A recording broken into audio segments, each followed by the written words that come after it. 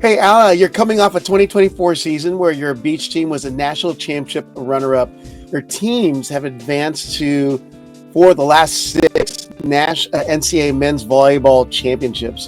How have you been successful in creating the winning culture at the beach? Yeah, well, that's kind of a loaded question. I think it's something you work on for a long time as the head coach, and I think as the years go on, you kind of figure out a little bit more about the niche that you want to be in and with the kind of kid you want to recruit. And obviously, success helps breed more success. So, recruiting has been something that's been, we're in a good spot. I guess the best way to put it, as far as when we're recruiting kids or in the hunt for kids. We're having some good success, and we have for years now of getting a lot of those kids. And I think a lot of kids who get to watch us play and the style of volleyball we play and everything about Long Beach State volleyball and the pyramid and the culture of our program and the former athletes and the fans and everything that makes Long Beach State what it is. I think there's a lot of people that are gravitating to wanting to play there over the last many, many years. And I think that obviously talent is required to be successful. But I think that the number one thing, though, has been the culture and the competitiveness of our gym and the way the guys support each other and the way the alumni support our program and the way the fans support our program. It's been building and building and building, and it's been a pretty enjoyable ride for sure. So it's funny that you would say build your program when, from the outsider standpoint, standpoint, it seems that you're not rebuilding, you're reloading from year to year. Now, do the guys that come in on day one have this ability to play at such a high level, or is it something that you are able to mentor into them and your staff? And it just seems that they come in with incredible volley IQ as well as talent, and then you just mold them into the Long Beach State grit culture. Yeah, I think it's a little bit of everything, really. I think that we really like a lot of the guys that we're recruiting, that's for sure, and they're super talented players. Some of the guys that we're getting, if you're referring to some of the guys that are some of our foreign guys, they're coming in with a very high volleyball IQ because they played so much volleyball. It's something that in our in our country right now that we limit them so much of the contacts they get, whether it be through 2 nights a week of club and a short high school season, very limited time in the USA gym if you're a young guy. And then even when we get them with the NCAA, these 8-hour weeks of training, it's just not a lot, and a lot of our guys that have come from foreign countries are not dealing with that, so they're a little further ahead in reps, that's for sure. But we have obviously the majority of our gym is not foreign. We have a lot of talented guys from the States and the local area. So I think a lot of it comes down to some great recruiting, and that's, you really got to give the credit there to Nick McCray and McKay Smith who take the lead on recruiting and get out there at all the tournaments and making all the first contacts. And then sure, I'd love to believe that it's in our gym and the way we train and the systems that we try to implement and the competition in our gym every day is such a high level. I think all of those things bring us to the point where we're at as a program right now. Yeah. Well, some great stuff coming out of Long Beach State last season. And I wanted to jump into the summer because it was a great summer for Long Beach State alum. TJ DeFalco, Kyle Ensing, and of course, the guys from your 2024 team who are now playing abroad. Can you touch a little bit about the accomplishments of all these guys that are doing things internationally now? Yeah, obviously TJ had a great Olympics, and I thought the entire team was great. And it was so fitting for that group of guys. There was not just TJ, but even the core group of guys that I had back in 2012. Those guys had a nice run and very, very easily could have been playing for a gold medal, maybe should have, whatever, but still you medaled at the Olympics. What a tremendous accomplishment. And I was so happy for so many of those guys and the staff. I thought they did a great job, and it was such a good summer. But yeah, I was really proud of Teach. You know, he did a great job, and it's kind of just what he does. He seems to always be playing in the finals of something. He's pretty talented at that.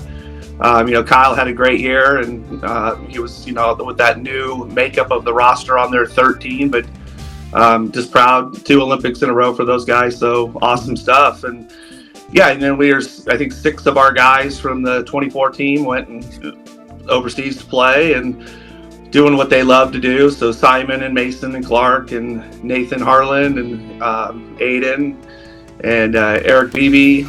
I'm leaving someone off there.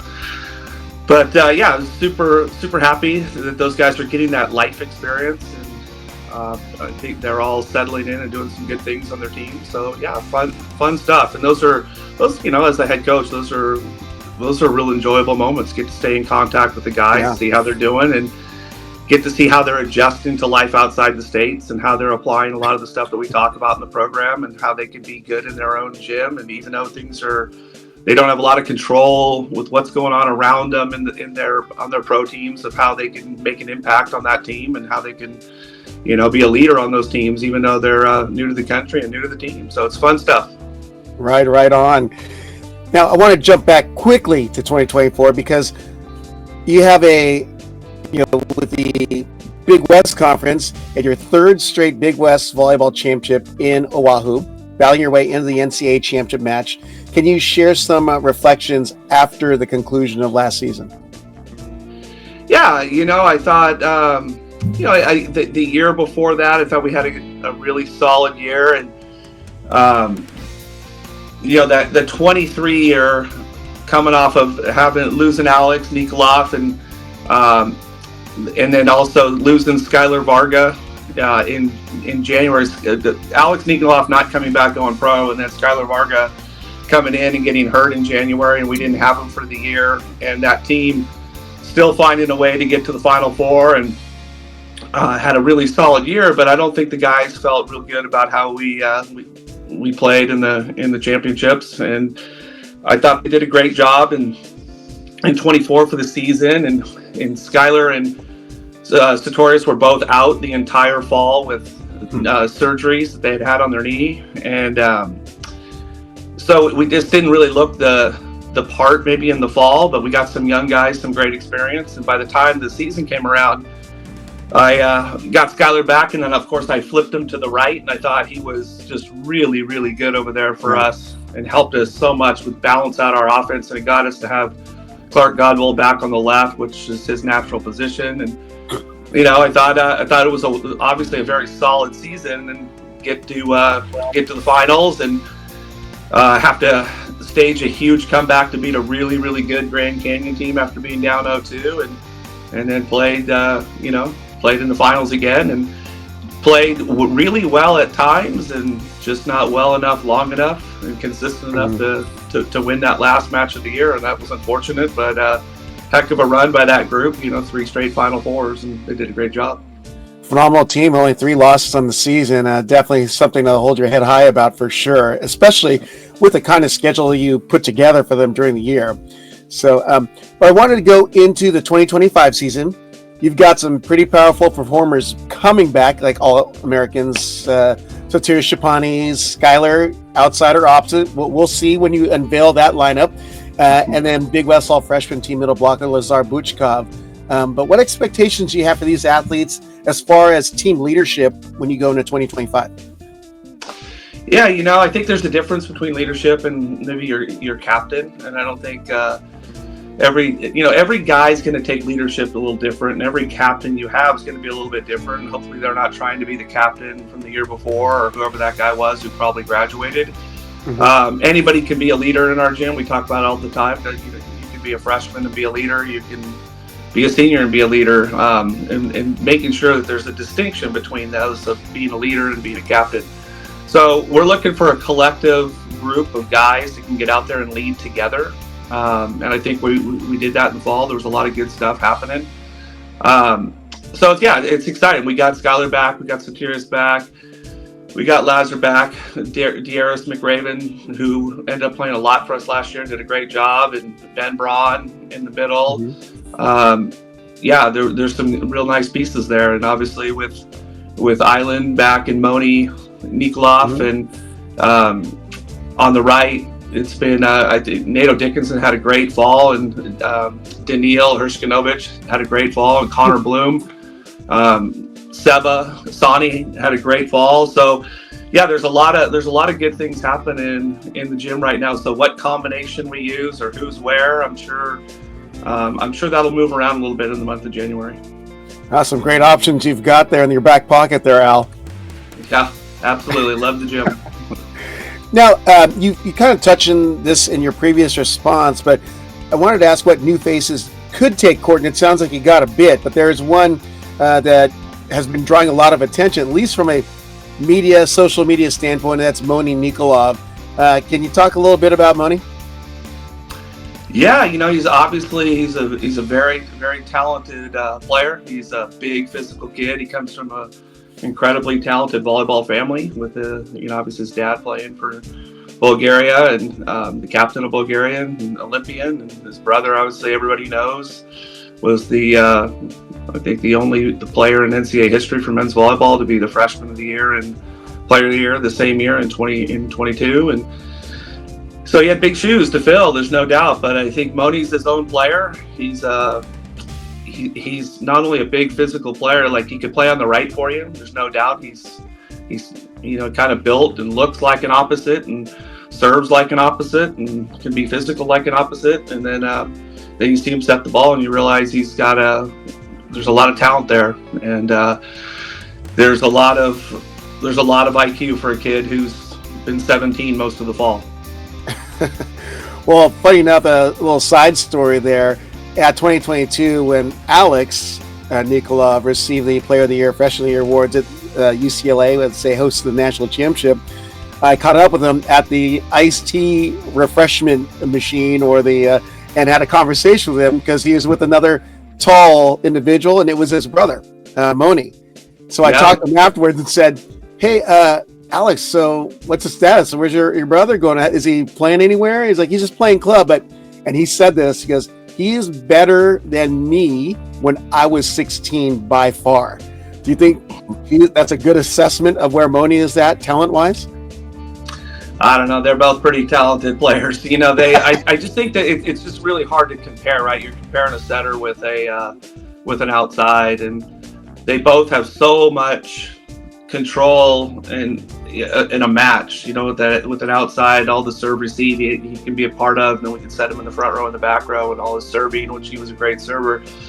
But with Moni, he doesn't have that same impact. You're not going to set him, 45 balls in a match, but obviously he just brings a different dimension to the game, for us size-wise, that creates mismatches for balls that look for sure like they're going over the net, or to turn and hit or to dump. There's just it's just a different look, obviously. And then but the thing about what people will realize about him, he goes back behind the end line, and he serves like an opposite, and he has kind of an opposite mentality when he can in transition. And like all young guys, there's a lot of parts of his game that he's trying to get better at. And so the scary thing with like a lot of the guys, and we talked this about all the guys who come through our program, is that there's so much meat on the bone, regardless of how talented you are currently in any one or two areas of the game.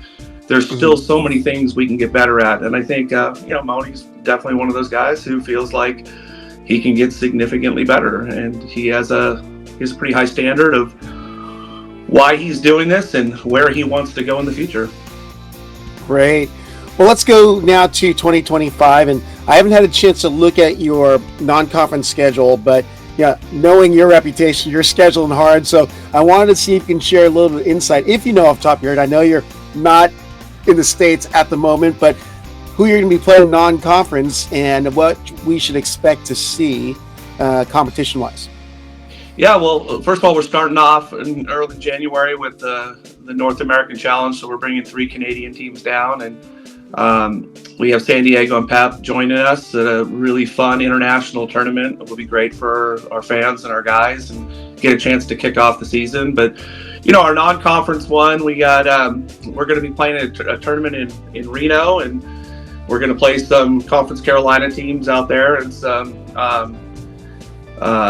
teams like some of the HB. You got to ask that question again. I'm sorry, I jacked that all up. Yeah. All right. We'll just go from the top again. Ready? Yeah. All right. So, Ali, I haven't had a chance to look at your non-conference schedule, but if history repeats itself, you like to schedule tough and you really like to mix it up. What kind of teams can we see Long Beach State in competition with during that non-conference time? Yeah, well, I think right out of the gate, we have the North American Challenge. So we have 3 Canadian teams. We have Saskatchewan. We had McMaster, but they had some issues, so it looks like they're not going to be with us. I guess it's going to be Calgary. It's coming down, and as our non-traditional schedule gets rolling, then we're also going to a fun tournament up in Reno to kind of hopefully grow some men's volleyball fans up there. And we're going to get Fort Valley State, and we're going to get Belmont Abbey, and then we also have Grand Canyon on our non-conference. We have NJIT. We have a home and away with UCLA. We go to Pepperdine. Leaving out a few right now, but we get an MTSF match with Concordia. So some good balance. We're going to go back to the Midwest, and we're going to get Lewis and McHenry. So we try really hard to hit all the conferences, try to get on the road and play at home, and try to make sure we test our guys, stress our guys at the same time. You're always trying to make sure you're keeping the RPI in the back of your mind when you're scheduling, and we tried to do that, and I think we did it again. I think Nick McRae worked really, really hard tracking everybody down and trying to make it all happen. Excellent stuff. Well, let me ask you this, Al. How would you best describe Big West Conference play of where it's at today?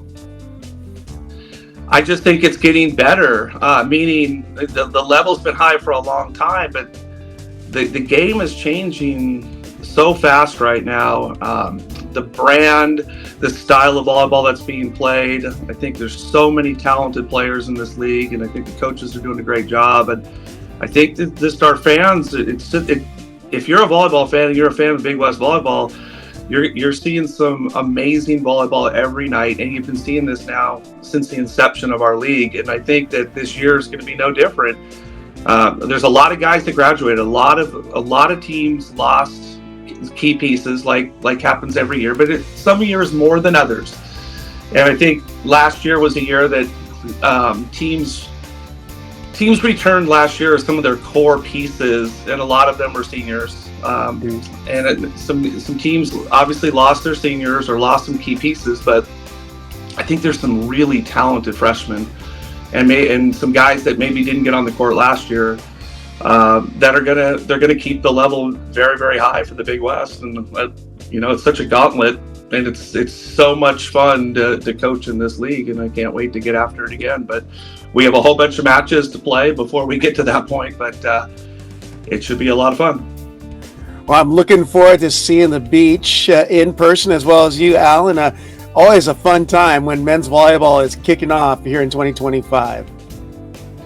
Absolutely, it's the best time of the year. As soon as the holidays are over, that means men's volleyball is about to start, and I think we're all excited for that.